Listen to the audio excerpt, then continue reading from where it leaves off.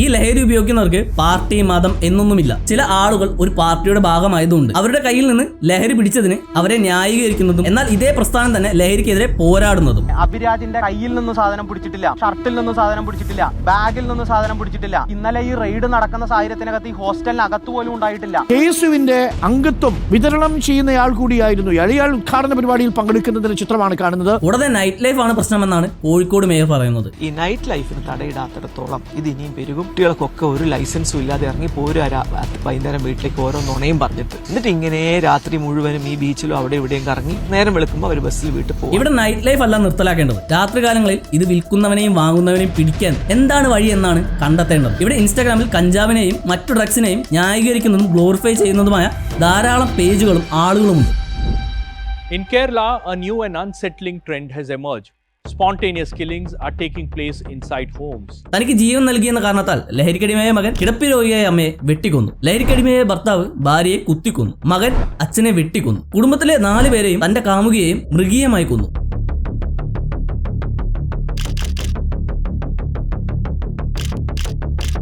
ADGP Manoj Abraham പറയുന്നത് കേരളത്തിലെ കൊലപാതകങ്ങളുടെ എണ്ണം വർദ്ധിച്ചുകൊണ്ടിരിക്കുകയാണെന്ന് പറയാൻ കഴിയില്ല എന്നാണ്. പക്ഷേ ക്രൈം ചെയ്യുന്ന സ്വഭാവ രീതിയിൽ മാറ്റം വന്നിട്ടുണ്ട് എന്നാണ്. ഈ വർഷം തുടങ്ങിയിട്ട് 59 ദിവസമാകുമ്പോൾ 70 കൊലപാതകങ്ങളാണ് റിപ്പോർട്ട് ചെയ്തിട്ടുള്ളത്. മുൻപ് കുറ്റകൃത്യങ്ങൾ ചെയ്യുന്നതിന് എന്തെങ്കിലും മോട്ടീവ് ഉണ്ടായിരിക്കും. അത് നടപ്പിലാക്കാൻ ഒരു പ്ലാൻ ഉണ്ടായിരിക്കും. അസൂയ, വൈരാഗ്യം, പ്രതികാരം ഇതൊക്കെയായിരുന്നു കാരണങ്ങൾ. പക്ഷെ ഇപ്പോൾ കുറ്റകൃത്യങ്ങൾക്ക് മാറ്റം വന്നു. കൊലപാതകങ്ങൾക്ക് പ്രത്യേകിച്ച് കാരണമൊന്നുമില്ല. ഇപ്പോൾ കൂടുതലും വീട്ടിലാണ് ക്രൈം നടക്കുന്നത്. എല്ലാ ദിവസവും ഇങ്ങനെയുള്ള വാർത്തകൾ കേട്ട് ഒരു എൻ്റയർ ജനറേഷനെ തന്നെ ലഹരിക്ക് അടിമകളാണെന്നും അവരെ പേടിക്കണമെന്ന അവസ്ഥയിലേക്കാണ് കാര്യങ്ങൾ എത്തി നിൽക്കുന്നത്. ശരിക്കും ഈ ഒരു ജനറേഷനെ ഇങ്ങനെ പേടിക്കേണ്ടതുണ്ടോ? ആർക്കാണ് ഇവരെ അകറ്റി നിർത്തിയിട്ട് അവരുടെ ജനറേഷൻ നല്ലതാണെന്ന് നിഷ്കളങ്കമാണെന്നും തെളിയിക്കേണ്ടത്? ഈ ഒരു വാർത്ത നോക്കൂ. 10 വർഷം മുൻപ് വന്നതാണ്. പഠനത്തിനായി വീട്ടിൽ നിന്നിറങ്ങിയ കൗമാരക്കാരൻ ലഹരിയിൽ മുങ്ങി തിരിച്ചറിവ് നഷ്ടപ്പെട്ട് ക്രമസമാധാനം കയ്യിലെടുക്കാൻ ഒരുമ്പെട്ടപ്പോൾ ഇവനെ നാഗമ്പടം ബസ് സ്റ്റാൻഡ് പരിസരത്തു നിന്ന് പോലീസ് പിടികൂടി. വൈദ്യപരിശോധനയിലും രക്തത്തിൽ ലഹരിയുടെ അംശം കൂടുതലാണെന്ന് തെളിഞ്ഞു. അന്നും കൗമാരക്കാരുടെ ഇടയിൽ ലഹരി ഒഴുകുന്നുണ്ടായി. എന്നാൽ ഇന്ന് കൗമാരക്കാരുടെ ഇടയിൽ സിന്തറ്റിക് ഡ്രഗ്സ് പോലുള്ള ലഹരികളാണ് കൂടുതലായി ഉപയോഗിക്കുന്നത്. എന്നാൽ എങ്ങനെയാണ് ഈ ലഹരിയിലേക്ക് ഇവർ എത്തിപ്പെടുന്നത്?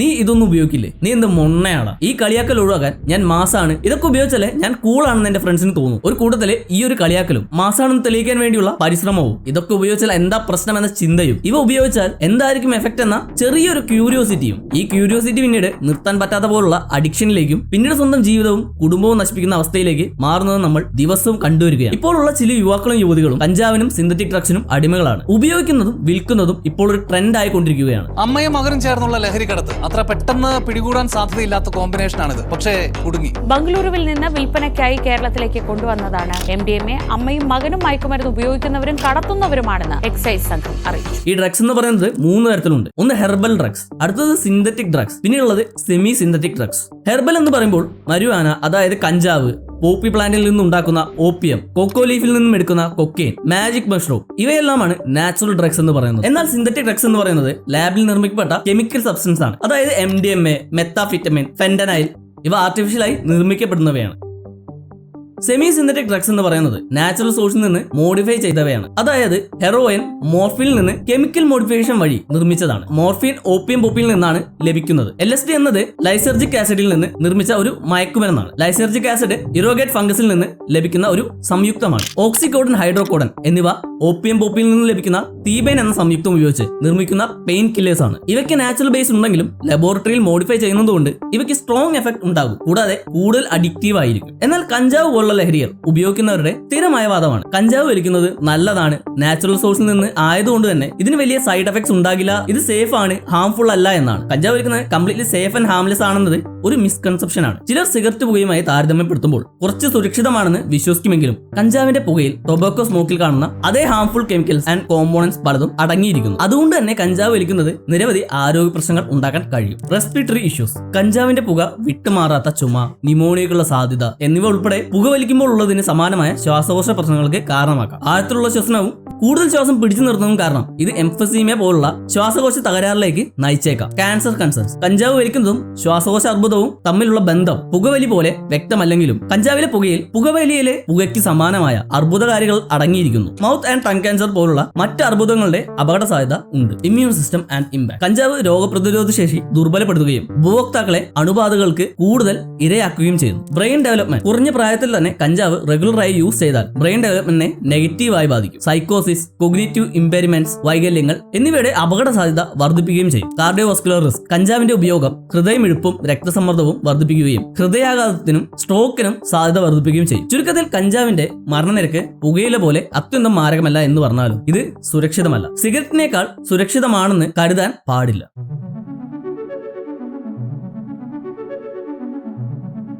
1700 BC പുരാതന ഇന്ത്യയിൽ മുനിമാർ തീക്ക് ചുറ്റുമിരുന്ന് സ്തുതിഗീതങ്ങൾ ആലപിക്കുമ്പോൾ അവരുടെ കയ്യിൽ ഒരു സ്വർണ്ണ ദ്രാവകം ഉണ്ടായിരുന്നു. അതിന്റെ പേരാണ് സോമ.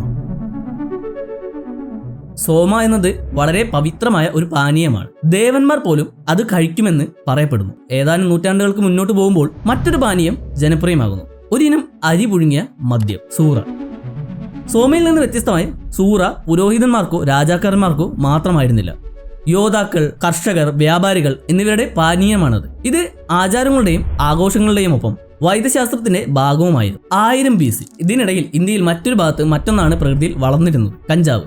മദ്യത്തിൽ നിന്നും വ്യത്യസ്തമായി ഇതൊരു സാമൂഹിക പാനീയം മാത്രമായിരുന്നില്ല, അത് ദൈവികമായിരുന്നു. അരിഞ്ഞ കഞ്ചാവ് ഇലകൾ, പാല്, സുഗന്ധവ്യഞ്ജനങ്ങൾ എന്നിവയുടെ മിശ്രിതമായ ബാങ്ക് ശിവൻ കുടിക്കുന്നതായി ഹിന്ദു ഗ്രന്ഥങ്ങൾ വിവരിക്കുന്നു. ധ്യാനം ചെയ്യാൻ അത് അദ്ദേഹത്തെ സഹായിച്ചു എന്ന് ചിലർ പറയുന്നു. മറ്റുള്ളവർ അത് അദ്ദേഹത്തിന്റെ ലൗകിക കോപത്തെ ശാന്തമാക്കിയെന്ന് വിശ്വസിക്കുന്നു. ഏത് വിധേനയും ബാങ്ക് സ്വീകരിക്കപ്പെടുക മാത്രമല്ല ചെയ്തത്, അത് ആദരിക്കപ്പെടുകയും ചെയ്തു. എന്നാൽ ഇത് മാത്രമല്ല, ഉണങ്ങിയ പൂക്കളായ ഗാഞ്ചയും ചാരസ് എന്നിവ ആത്മീയതയ്ക്ക് മാത്രമല്ല വേദന ശമനത്തിനും വിശ്രമത്തിനും വ്യാപകമായി ഉപയോഗിച്ചിരുന്നു. മുഗളർ വന്നു, അവരോടൊപ്പം പേർഷ്യൻ സ്വാധീനങ്ങളും. അവർ അപൂർവമായ വൈനുകൾ, വാറ്റിയെടുത്ത സ്പിരിറ്റുകൾ, ഒരു ഉന്നത മദ്യപാന സംസ്കാരം എന്നിവ കൊണ്ടുവന്നു. എന്നാൽ യഥാർത്ഥ ഗെയിം ചേഞ്ച് ആവുന്നത് ബ്രിട്ടീഷുകാരുടെ വരവോടെയാണ്. ബ്രിട്ടീഷുകാർ മദ്യം അവതരിപ്പിക്കുക മാത്രമല്ല, അതിനെ ഒരു വ്യവസായമാക്കി മാറ്റുകയും ചെയ്തു. അവർ ഡിസ്റ്റിലറികൾ സ്ഥാപിക്കുകയും ബാറുകൾ തുറക്കുകയും ഒരു മദ്യനികുതി സംവിധാനം സൃഷ്ടിക്കുകയും ചെയ്തു. വിസ്കിയും റമ്മും കൊളോണിയൽ ഓഫീസർമാർക്ക് മാത്രമായിരുന്നില്ല, അവ ജനങ്ങൾക്ക് വേണ്ടിയായിരുന്നു. അതുപോലെ മദ്യം ഇന്ത്യൻ സമൂഹത്തിൽ ആഴത്തിൽ കൂടിച്ചേർന്നു. ബ്രിട്ടീഷുകാർ ഇന്ത്യയിൽ എത്തുമ്പോഴേക്കും കഞ്ചാവ് നിയമപരമായി നികുതിയോടെ വിൽക്കപ്പെടുന്ന ഒരു സാധാരണ വസ്തുവായിരുന്നു. എന്നാൽ യൂറോപ്പിൽ ഇത് അപകടകരമായ മരുന്നായി കണക്കാക്കിയിരുന്നതിനാൽ ബ്രിട്ടീഷുകാർ ആശയക്കുഴപ്പത്തിലായി. ഇന്ത്യയിൽ ഇത് ദൈനംദിന ജീവിതത്തിന്റെ ഭാഗമായിരുന്നു. കഞ്ചാവ് ദോഷകരമാണോ എന്നറിയാൻ 1800കളുടെ അവസാനം ബ്രിട്ടീഷ് ഭരണകൂടം ഒരു വലിയ പഠനം ആരംഭിച്ചു, ഇന്ത്യൻ ഹെംപ് ഡ്രഗ് 1893-1894. അതിലെ റിപ്പോർട്ട് നിഗമനം ചെയ്തത് കഞ്ചാവ് നിരോധിക്കുന്നത് പരിഹാരത്തെക്കാൾ കൂടുതൽ പ്രശ്നങ്ങൾ ഉണ്ടാക്കും എന്നതായിരുന്നു. പക്ഷേ 1980കളിൽ കാര്യം മാറി. US മയക്കുമരുന്നിനെതിരെ യുദ്ധത്തിലായിരുന്നു. അതിന്റെ അന്താരാഷ്ട്ര സമ്മർദ്ദം ഇന്ത്യയെയും ബാധിച്ചു. 1985-ൽ രാജീവ് ഗാന്ധി സർക്കാർ ഇന്ത്യയിൽ കഞ്ചാവ് നിരോധിക്കുകയും NDPC ആക്ട് പ്രകാരം നിയമവിരുദ്ധ മരുന്നായി തരംതിരിക്കുകയും ചെയ്തു. പക്ഷേ അല്പം വ്യത്യസ്തതയോടെയായിരുന്നു. സാംസ്കാരിക പ്രാധാന്യത്തിന്റെ പേരിൽ ചില സംസ്ഥാനങ്ങളിൽ ബാങ്ക് നിയമപരമായി തുടർന്നു. പക്ഷേ ഗാഞ്ചയും ചാരസും ഔദ്യോഗികമായി നിരോധിച്ചു. 1990കളിൽ മദ്യവും കഞ്ചാവും ചർച്ച ചെയ്യപ്പെടുമ്പോൾ പുതിയൊരു ഡ്രഗ്സ് ഇന്ത്യയിൽ വളർന്നു വരുന്നുണ്ടായിരുന്നു, സിന്തറ്റിക് ഡ്രഗ്സ്. സ്വാഭാവികമായി വളർന്നു വരുന്ന മരുവാനിയിൽ നിന്ന് വ്യത്യസ്തമായി ഈ മരുന്നുകൾ ലാബുകളിലാണ് നിർമ്മിച്ചത്. LSD, MDMA, methamphetamine. ഇവ ലഹരി എന്നതിലുമപ്പുറം മനുഷ്യ മനസ്സിനെ മാറ്റിമറിക്കാൻ രൂപകൽപ്പന ചെയ്ത രാസവസ്തുക്കളായിരുന്നു. ഇതെല്ലാം തുടങ്ങിയത് ഗോവയിലാണ്. ഹിപ്പി പ്രസ്ഥാനം 70കളിൽ ഇന്ത്യയിലേക്ക് സൈക്കഡലിക്സ് കൊണ്ടുവന്നിരുന്നു.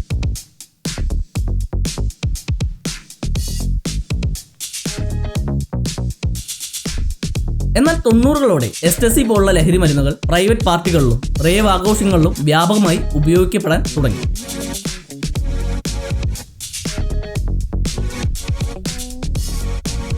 ഇന്ത്യ ലോകത്തിലെ ഏറ്റവും വലിയ ഫാർമസ്യൂട്ടിക്കൽ ഉൽപ്പന്നങ്ങൾ പ്രൊഡ്യൂസ് ചെയ്യുന്നവരാണ്, അന്നും ഇന്നും അതുപോലെ തന്നെ. അതിന്റെ ഫലമായി pain killers, sleeping pills, opioids എന്നിവ കൈക്കലാക്കാൻ എളുപ്പമാവുകയും അതിന്റെ ദുരുപയോഗം വർദ്ധിക്കുകയും ചെയ്തു. കോഡിൻ എന്ന ചുമ സിറപ്പ് ഒരു സ്ട്രീറ്റ് ഡ്രഗായി മാറി.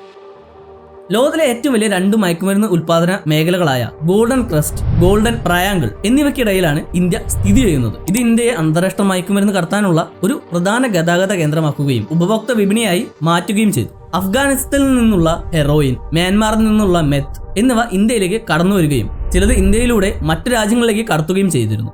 എന്നാൽ ഇന്റർനെറ്റ് വന്നതോടെ എല്ലാം മാറി. മുൻപ് മയക്കുമരുന്ന് നൈറ്റ് ക്ലബ്ബുകളിൽ വിൽക്കപ്പെട്ടിരുന്നു. പക്ഷേ ഇപ്പോൾ ഓൺലൈൻ ഓർഡർ ചെയ്യാം. ലാപ്ടോപ്പും ബിറ്റ്കോയിൻ അക്കൗണ്ടും ഉള്ള ആർക്കും ഡാർക്ക് വെബിൽ സിന്തറ്റിക് ഡ്രഗ്സ് ലഭ്യമാണ്. ടെലിഗ്രാം ഗ്രൂപ്പുകൾ, ഇൻസ്റ്റാഗ്രാം ഡീലർമാർ, ഫുഡ് ഡെലിവറി ആപ്പ് വരെ മറുവശത്തിൽ പ്രവർത്തിച്ചു. അതുപോലെ ഇന്ത്യയുടെ മയക്കുമരുന്ന് രംഗം പൂർണ്ണമായും മാറി. ഇപ്പോൾ ഇന്ത്യ മദ്യം പരസ്യമായി വിൽക്കുന്നുണ്ടെങ്കിലും കനത്ത നികുതിയാണ് ചുമത്തുന്നത്. കഞ്ചാവ് ഇപ്പോഴും നിയമവിരുദ്ധമാണെങ്കിലും സർക്കാർ അംഗീകൃത കടകളിൽ ബാങ്ക് വിളമ്പുന്നു. സിന്തറ്റിക് മരുന്നുകൾ നിരോധിച്ചിട്ടുണ്ടെങ്കിലും അവ ഉപയോഗം കുതിച്ചുയരുകയാണ്. ഈ സിന്തറ്റിക് ഡ്രഗ്സ് കൗമാരക്കാർക്കിടയിൽ ജനപ്രിയമാവാനുള്ള ഒരു പ്രധാന കാരണം പലരും ഇത് സേഫായുള്ള ഹൈ നൽകുമെന്ന് കരുതുന്നതാണ്. സിന്തറ്റിക് ഡ്രഗ്സ് മനുഷ്യ നിർമ്മിതമായതിനാൽ ഡ്രഗ്സിന്റെ ശക്തി നിർമ്മാതാവിന്റെ കൈകളിലാണ്. അതിനാൽ ഓരോ ഡോസും വ്യത്യസ്തമായിരിക്കും. ഡിസൈനർ ഡ്രഗ്സ് വളരെ രഹസ്യമായതിനാൽ തന്നെ സാധാരണ ഡ്രഗ് ടെസ്റ്റിൽ ഇവയെ കണ്ടെത്താനാകില്ല. അതിനാലാണ് സിന്തറ്റിക് ഡ്രഗ്സ് ഏറെ ടീനേജേഴ്സിന്റെ ഇടയിൽ ജനപ്രിയമാവുന്നത്. പിടിക്കപ്പെടാതെ ഹൈ ലഭിക്കാൻ ഇത്രയും എളുപ്പമുള്ള വേറെ വഴിയില്ല. ആരെങ്കിലും ഇത് ഉപയോഗിച്ചിട്ടുണ്ടോ എന്നതും പലപ്പോഴും തിരിച്ചറിയാൻ പോലും കഴിയില്ല. കാരണം ചില സിന്തറ്റിക് ഡ്രഗ്സിന് പ്രത്യേകമായി തിരിച്ചറിയാവുന്ന മണമില്ല.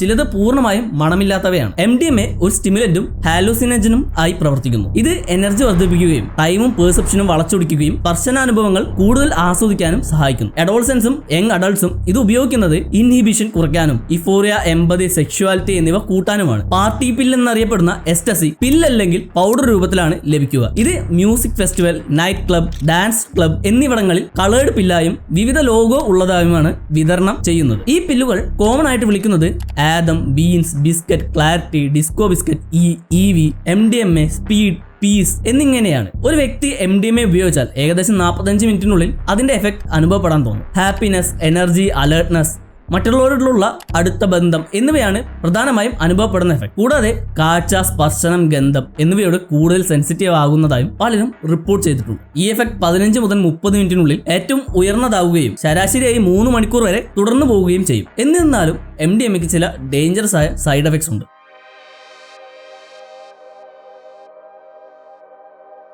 സിന്തറ്റിക് ഡ്രഗ്സ് വളരെ വേഗത്തിലും ശക്തമായ രീതിയിലുള്ള ഹൈ തരുന്നത് കൊണ്ട് തന്നെ അതിന്റെ എഫക്റ്റും അപകടകരവും ചിലത് അക്രമാസക്തവുമായ പെരുമാറ്റം കാണിക്കും. ജീവിതത്തിൽ എസ്റ്റസി ഉപയോഗം കൂടുതലായവർക്ക് കൂടുതൽ അഗ്രസീവ് ആയിട്ടുള്ള പെരുമാറ്റവും വയലന്റ് ബിഹേവിയർ കാണിക്കുന്ന പ്രവണതയും ഉണ്ടാകും. കൂടാതെ ലോ സെൽഫ് കൺട്രോൾ ഉള്ളവരിലാണ് എസ്റ്റസി യൂസ് ഏറ്റവും അധികം അഗ്രഷൻ ഉളവാക്കുന്നത്. സെൽഫ് കൺട്രോൾ കൂടുതൽ ഉള്ളവർക്ക് പോലും ചില എഫക്ട് ഉണ്ടാകുമെങ്കിലും ലോ സെൽഫ് കൺട്രോൾ ഉള്ളവർക്ക് ഇത് കൂടുതൽ അപകടകരമാണ്. നമ്മുടെ ബ്രെയിനിൽ ഒരു റിവാർഡ് സിസ്റ്റം ഉണ്ട്. അത് നമ്മളെ സന്തോഷിപ്പിക്കുന്ന കാര്യങ്ങൾ ചെയ്യുമ്പോൾ ഹാപ്പി കെമിക്കൽസ് പുറത്തുവിടുന്നു. ഉദാഹരണത്തിന് നല്ല ഭക്ഷണം കഴിക്കുമ്പോഴും ഇഷ്ടപ്പെട്ട ആളുകളോട് സമയം ചെലവഴിക്കുമ്പോഴും നമുക്ക് സന്തോഷം തോന്നും. പക്ഷേ ഡ്രഗ് എടുത്താൽ ബ്രെയിൻ നിർത്താതെ ഈ ഹാപ്പി കെമിക്കൽസ് പ്രൊഡ്യൂസ് ചെയ്യും. ആദ്യം ഇത് യൂസ് ചെയ്യുമ്പോൾ വളരെ സന്തോഷം തോന്നുന്നതുകൊണ്ട് നല്ലതാണെന്ന് തോന്നും. പക്ഷേ ബ്രെയിൻ അതിന് അഡാപ്റ്റ് ആകുമ്പോൾ നോർമലായി സന്തോഷിക്കാനും മുൻപ് ഇഷ്ടപ്പെട്ട കാര്യങ്ങൾ ആസ്വദിക്കാനും ആവില്ല. അതുകൊണ്ട് തന്നെ വീണ്ടും ഡ്രഗ് എടുത്താൽ മാത്രമേ ഹാപ്പിനെസ് അനുഭവപ്പെടൂ. ആദ്യം അടിക്കുമ്പോൾ എനിക്ക് ഭയങ്കര ഹാപ്പിനെസ്സും കാര്യങ്ങളൊക്കെ ആയിരുന്നു എനിക്ക് ഫീൽ ചെയ്തിട്ടുണ്ടായിരുന്നു. എനിക്ക് കിട്ടാത്തൊരു തരം എനർജി എന്നൊക്കെ ആയിരുന്നു ഫീൽ ചെയ്തിട്ടുണ്ടായിരുന്നു. അവിടെ നിന്ന് അങ്ങോട്ട് എനിക്ക് എന്റെ എന്താ പറയാ ശരിക്കുള്ള ലൈഫ് പോയിട്ട്. MDMA ഉപയോഗിക്കുന്നതിന്റെ ലക്ഷണങ്ങളും അതിന്റെ സിംറ്റംസും ഹാലൂസിനേഷൻ, കാണാത്തത് കാണൽ, കേൾക്കാത്തത് കേൾക്കൽ, അനാവശ്യമായ ഭയം, സംശയം, കണ്ണ് സാധാരണത്തേക്കാൾ വലുതാകൽ, ശരീരത്തിന് തണുപ്പ് പിടിപ്പിക്കുകയും വിയർക്കുകയും ചെയ്യൽ, അപ്രതീക്ഷിതമായ ശരീരം വിറയ്ക്കൽ, പെരുമാറ്റത്തിൽ മാറ്റം വരൽ, മസിലുകൾ വേദനിക്കുകയും പല്ല് പൊടിഞ്ഞു പോവുകയും ചെയ്യുന്നത്, മസിലുകൾ തളരൽ, ശരീരചലനം നിയന്ത്രിക്കാനാവാത്ത അവസ്ഥ, കാഴ്ച, ശബ്ദം, രുചി എന്നിവ വർദ്ധിച്ചതോ മാറിയതോ ആയി അനുഭവപ്പെടൽ, തെറ്റായ തീരുമാനങ്ങൾ എടുക്കൽ, ഓർമ്മക്കുറവ് അല്ലെങ്കിൽ ഓർമ്മ നഷ്ടപ്പെടൽ, ബോധം ഭാഗികമായി കുറയൽ, ഹൃദയമിടിപ്പും രക്തസമ്മർദ്ദവും വർദ്ധിക്കുകയോ കുറയുകയോ ചെയ്യുക, കൺഫ്യൂഷൻ, ഡിപ്രഷൻ, ആങ്സൈറ്റി, ശ്രദ്ധക്കുറവ്. ഇപ്പോൾ ക്രൈംസ് എടുത്തു നോക്കിയാൽ വീട്ടിലാണ് കൂടുതൽ ക്രൈംസ് നടക്കുന്നത്. അതുകൊണ്ട് തന്നെ കുടുംബങ്ങളിൽ ആരെങ്കിലും മയക്കുമരുന്ന് ഉപയോഗിക്കുന്നുണ്ടോ എന്ന് എങ്ങനെ തിരിച്ചറിയും? ഒരു കൗമാരക്കാരന്റെ സ്വാഭാവികമായ സാധാരണ മാനസികാവസ്ഥയോ ഉത്കണ്ഠയോ മയക്കുമരുന്ന് ഉപയോഗത്തിന്റെ ലക്ഷണങ്ങളാണോ എന്നത് തിരിച്ചറിയാൻ ചിലപ്പോൾ പ്രയാസമായിരിക്കും. എന്നാൽ ചില ലക്ഷണങ്ങൾ ഉപയോഗിക്കുന്നുണ്ടോ എന്ന് തിരിച്ചറിയാൻ സഹായിക്കും. സ്കൂളിൽ നിന്നും ജോലി സ്ഥലത്തു നിന്നും ഒരു കാരണവുമില്ലാതെ കട്ട് ചെയ്യുക, അപ്രതീക്ഷിതമായി പഠനത്തിലും ജോലിയിലും താല്പര്യം കുറയുക, ഗ്രേഡുകളും ജോലി പ്രകടനവും കുറഞ്ഞു പോവുക, ശരീരത്തിന് എനർജി ഇല്ലാതാവുക, ആകസ്മികമായി ഭാരം കുറയുകയോ കൂടുകയോ ചെയ്യൽ, ചുവന്ന കണ്ണ്, വസ്ത്രധാരണം അല്ലെങ്കിൽ രൂപം എന്നിവയിൽ താല്പര്യമില്ലായ്മ, മുറിയിൽ പ്രവേശിക്കുന്നതിൽ നിന്ന് കുടുംബങ്ങളെ തടയുന്നതിനുള്ള പ്രധാന ശ്രമങ്ങൾ അല്ലെങ്കിൽ സുഹൃത്തുക്കളോടൊപ്പം പുറത്തു പോകുന്നത് രഹസ്യമായി വെക്കുക, അപ്രതീക്ഷിതമായി പണം ആവശ്യപ്പെടുക, അതിന് കാരണം നൽകാത്തത്, വീട്ടിൽ നിന്നും പണം അല്ലെങ്കിൽ വില കൂടിയ സാധനങ്ങൾ കാണാതെ പോവുക. ഇത് ചിലപ്പോൾ മയക്കുമരുന്ന് വാങ്ങാനുള്ള സാധ്യതയുണ്ട്. MDMA അറിഞ്ഞോ അറിയാതെയോ മറ്റു വസ്തുക്കളായ കഞ്ചാവ്, ആൽക്കഹോൾ എന്നിവയുടെ കൂടെ ചേർന്ന് ഉപയോഗിക്കുന്നവർ കൂടുതൽ ഗുരുതരമായ ആരോഗ്യ പ്രശ്നങ്ങൾക്ക് വിധേയരാകാനുള്ള സാധ്യത കൂടുതലാണ്. ഡ്രഗ് ഉപയോഗിക്കുന്നവർക്ക് പണം തികയാതെ വരുമ്പോൾ ഇവർ അത് ഉണ്ടാക്കാൻ വേണ്ടി പല ക്രൈമുകളിൽ ഏർപ്പെടും. പിന്നെ അത് കിട്ടാൻ വേണ്ടിയിട്ട് ചില സമയത്ത് പൈസ ഉണ്ടാവില്ല. അപ്പോൾ ഇതേപോലെ വീട്ടിൽ നിന്ന് എടുക്കും, അല്ലെങ്കിൽ ആരെങ്കിലും എടുക്കുന്ന നുണ പറഞ്ഞാൽ നമ്മൾ കാശ് പിടിക്കും, അല്ലെങ്കിൽ എന്തെങ്കിലും ക്രൈം ചെയ്യും. മോഷണം, പിടിച്ചുപറി എന്നിങ്ങനെ. എന്നാൽ എങ്ങനെ ഇവരെ തിരിച്ച് ജീവിതത്തിലേക്ക് കൊണ്ടുവരാം?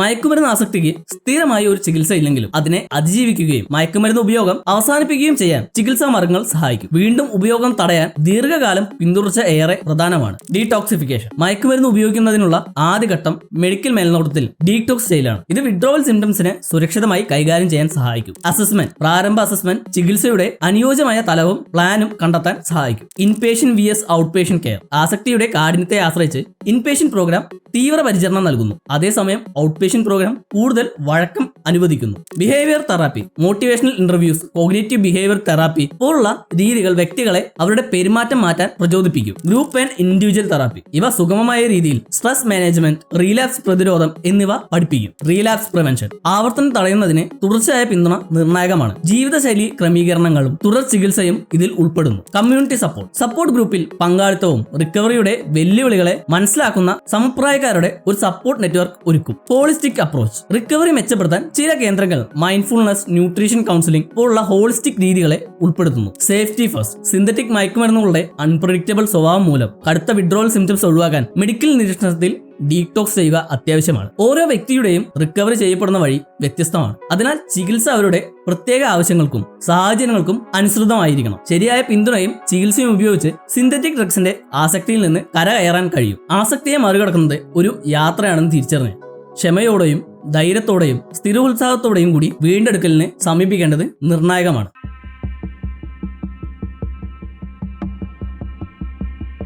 ഒരു എൻറ്റയർ ജനറേഷൻ നേരെ അവരാണ് എല്ലാത്തിനും കാരണമെന്ന് അടിച്ചേൽപ്പിക്കുന്നത് ശരിയല്ല. ലഹരിയുടെ ഉപയോഗം എല്ലാ ജനറേഷനും ഉണ്ടായിരുന്നു. ഇന്ന് ഞങ്ങളുടെ ജനറേഷൻ ഇങ്ങനെയല്ലായിരുന്നു എന്ന് പറയുന്നവർക്കറിയാം അവരുടെ ജനറേഷൻ ശരിക്കും എങ്ങനെയായിരുന്നു എന്ന്. അന്ന് സോഷ്യൽ മീഡിയ എത്ര ആക്റ്റീവ് അല്ലാത്തതുകൊണ്ട് ആരും അറിയാതെ പോയതാണ് പലതും. ഈ ജനറേഷനിൽ സിന്തറ്റിക് ഡ്രഗ്സ് ഉപയോഗം കുട്ടികളിലും യുവാക്കളിലും ഉണ്ട് എന്നത് സത്യം തന്നെയാണ്. അതുകൊണ്ട് തന്നെ ഈ ജനറേഷനിലെ എല്ലാവരും അങ്ങനെയാണെന്നല്ല അർത്ഥമാക്കുന്നു. യുവ ഇന്ത്യക്കാർക്കിടയിൽ MDMAയുടെ ഉപയോഗം വർദ്ധിക്കുന്നതിന് നിരവധി ഘടകങ്ങൾ കാരണമായിട്ടുണ്ട്. Curiosity and peer influence. MDMA ഒരു കൂൾ ഡ്രഗായി കണക്കാക്കുന്നത്. Social networking and status. സമ്പന്നരായ സുഹൃത്തുക്കളുമായി ഇടപഴകുന്നത് മികച്ച അവസരങ്ങളിലേക്ക് നയിക്കുമെന്ന് വിശ്വസിച്ച് ചില യുവ ഇന്ത്യക്കാർ MDMA നെറ്റ്വർക്കിനുള്ള ഒരു മാർഗമായി ഉപയോഗിക്കുന്നു. Availability and accessibility. ഇതൊക്കെ കൊണ്ട് തന്നെ ആളുകൾ ഇതിലേക്ക് ആകർഷിക്കുകയാണ്.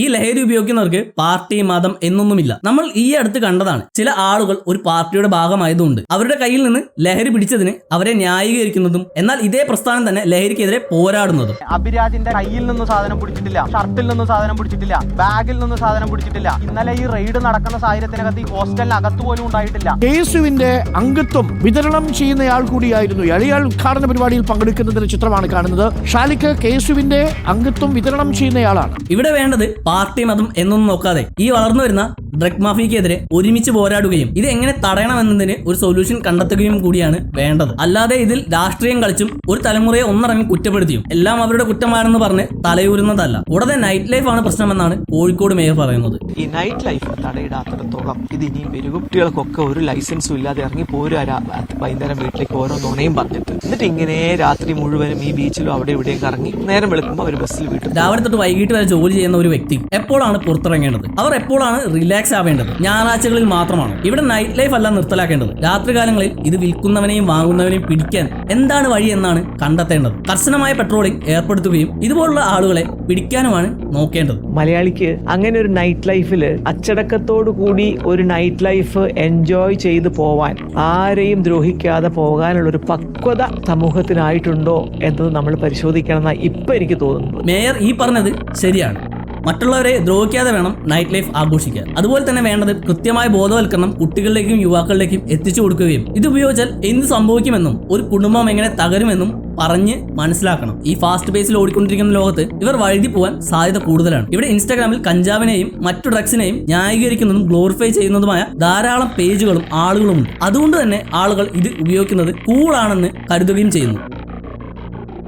ഇതിന് തടയിടാൻ ഡീഹണ്ട് പോലുള്ള പ്രവർത്തനങ്ങൾ നല്ലതാണ്. പക്ഷെ എത്ര കാലം എന്ന ചോദ്യം ബാക്കി നിൽക്കുന്നു. ഒരു ചെറിയ ക്യൂരിയോസിറ്റി നിങ്ങളുടെ ജീവിതത്തെ മൊത്തത്തിൽ മാറ്റിമറിച്ചേക്കാം. നമ്മൾ സ്വയം ഇതുപോലുള്ള ലഹരികൾ ഉപയോഗിക്കില്ലെന്നും ഈ ലഹരിക്കെതിരെയും ലഹരി മാഫിയയുടെ ഭീഷണിക്കെതിരെയും എല്ലാവർക്കും ഒന്നായി ഉണർന്നു പ്രവർത്തിക്കാം.